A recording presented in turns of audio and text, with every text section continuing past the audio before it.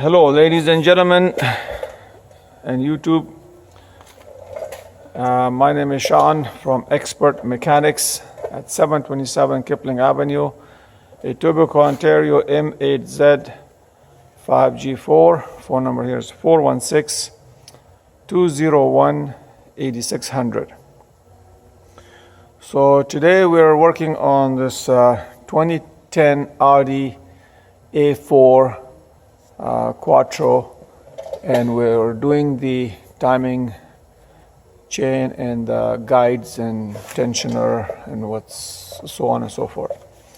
Well, there's a pretty good video out there for doing this job, and I will give it a thumb up. These engines, they have a very high ratio of oil operated. This is a tensioner. So the oil pumps into it and it pushes a piston forward and it keeps the tension on the chain. These late cars, a lot of them have this design. Even Mazdas have them, Fords has them, Toyota has them. The best one I've seen is a Toyota. So the engineers, they don't see what we see as mechanics. This chain here, the guide is hammering back and forth on this if there's low oil pressure or low on oil. It does not give you a chance, even if you had the oil low once, that's it. It's the end of the engine.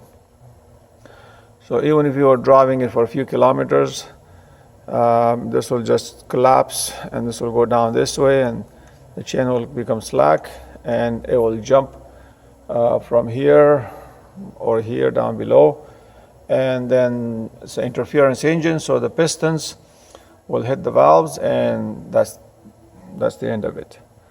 What I like to do on these cars, I've done a few Mazdas and I've done the same thing there. This was being difficult though. On a Mazda, what I did is on the back of the tensioner was a cast iron tensioner, so I welded a mechanical device with a nut in here with a screw and a lock or whatever, and then I mounted it so it automatically sits it to this position. So I like to have some kind of setback. These tensioner, the way it should be designed is they should have a elongated holes here, and you adjust it to a point where all the slack is out. You lock it up there and then you remove your pin, and from that point on the pressure will keep on tightening it more. As it wears out, it will keep on taking away the slack with the pressure, but there's a setback on it. I like to have a setback on it, so when it relaxes, even then it does not relax a whole lot. It will just relax a little bit, but it will not jump on you. So that's what I like to have. This is a tip for the engineers to improve these designs. I've seen these Audis, they change the design of the tensioner 3 times, but it's still garbage. And they always fail, and then the chain jumps and the whole engine goes. Or the engine starts misfiring, and you're lucky if you take it to a mechanic on time and get it repaired without hitting the valves on the piston. So this is what I done on this one. You see this here, this is the metal. So what I did is I made a metal like this, and I give it a contour like this on the back of it. As you can see, it's the same contour. If you put it like this, it goes in this little curve here. And I smoothened it out so it does not wear the plastic, and I double up the metal so it gives a nice thick surface. This is very strong, so it will never bend. And then on the top I put a little tab to keep it from coming out like this. So kind of keep it in, not pushed in too much, but just keep it in place. So it's kind of keeps it in as a guide. And then I put it in here like that.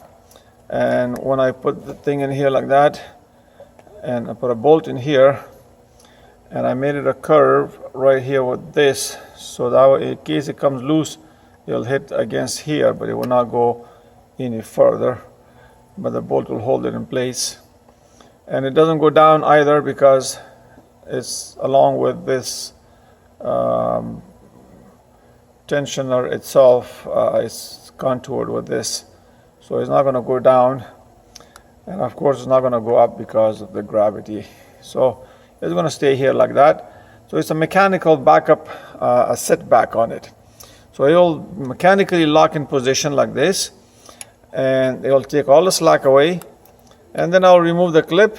And if it works, it works. If the tensioner fails, I don't care. It can fail and it will still not jump on you.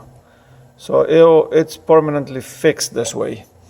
So I will do it like this, and then the tensioner can keep it pushing it forward as it wears out. And if you lost your oil pressure, or you ran low on oil, or whatever happens, it will not jump back on you.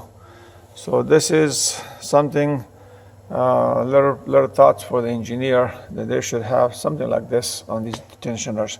This will solve their problems and all the recalls and comebacks and all the things. So I take extra time when I fix things up. I re-engineer things. I'm a mechanic. I'm not an engineer, but I have an engineer mind.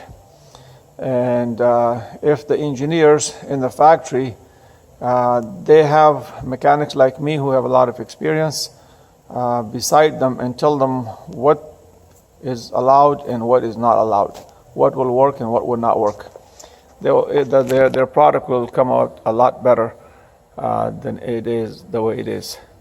So anyways, thanks for watching, and I hope it was a hint and help to you guys.